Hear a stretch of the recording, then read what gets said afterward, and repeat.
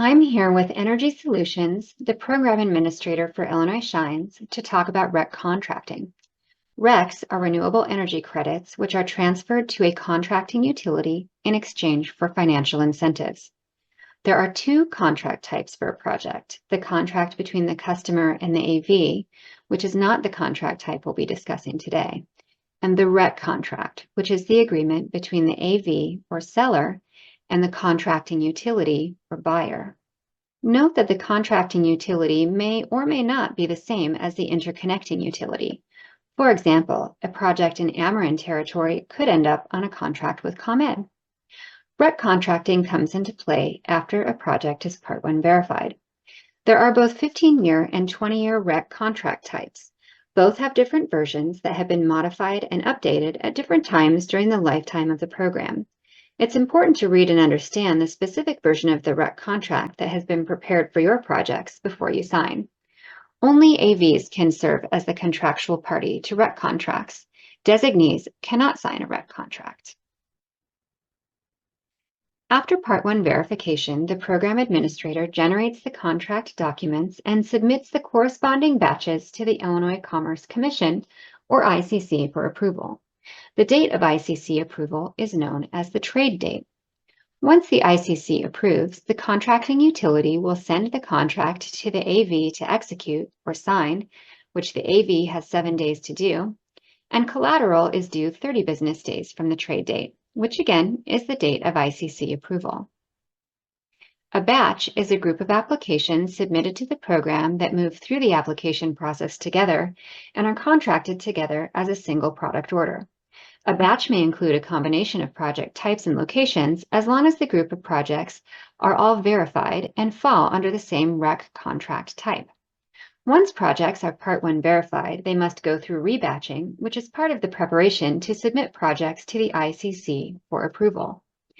AV rebatching opens 12 business days in advance of the ICC meeting date.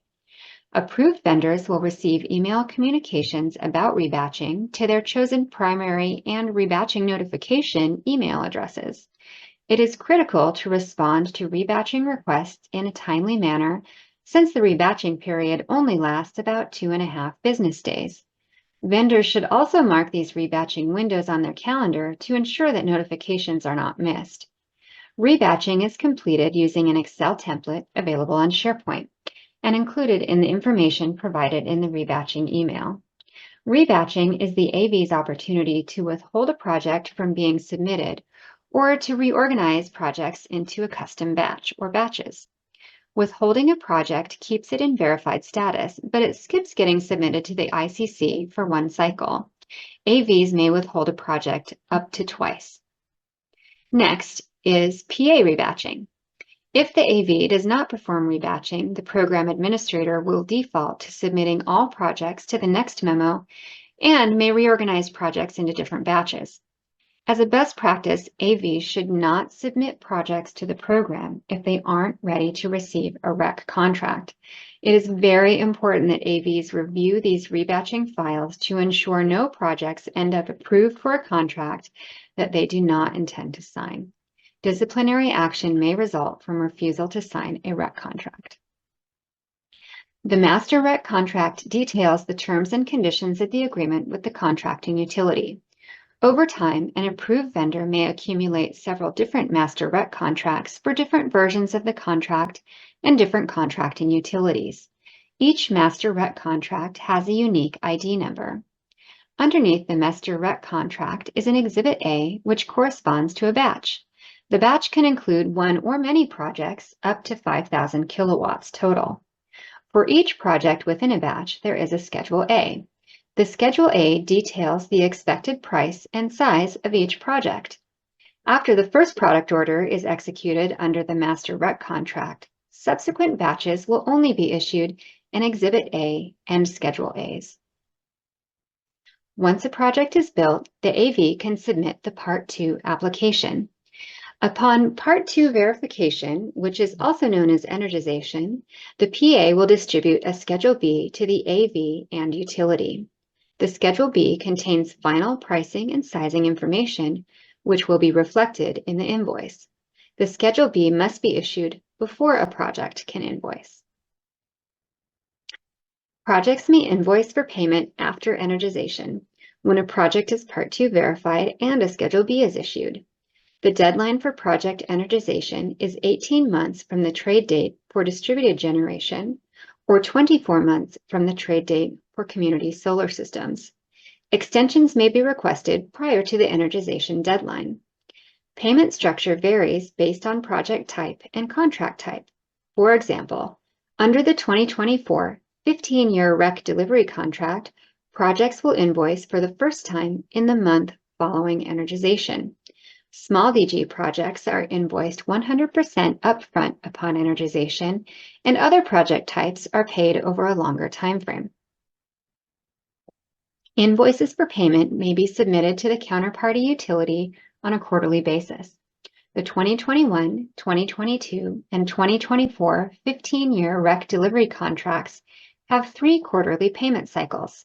For example, if a project is verified in December, it would fall in payment cycle A and invoice in January, April, July, and October. If it's a small DG project, it will just invoice once in January. The program administrator will provide quarterly netting statements to the utilities and the invoices to the AVs. Although the payment cycles are quarterly, you can see in the table that each month of the year is covered by a payment cycle, so an AV can have different projects invoicing on each of the different payment cycles, depending on when the projects energize, which will result in invoicing up to monthly. The program administrator will make an invoice available to each approved vendor that has had projects Part 2 verified during the prior quarter. Previously energized projects with outstanding payments remaining will also have their payments due included on the invoice. For 20-year contracts, there is only one payment cycle. Projects must be energized by the last day of the month, 2 months prior to the first day of the quarter, in order to invoice in that quarter. As a reminder, energization is Part 2 verification and issuance of a Schedule B.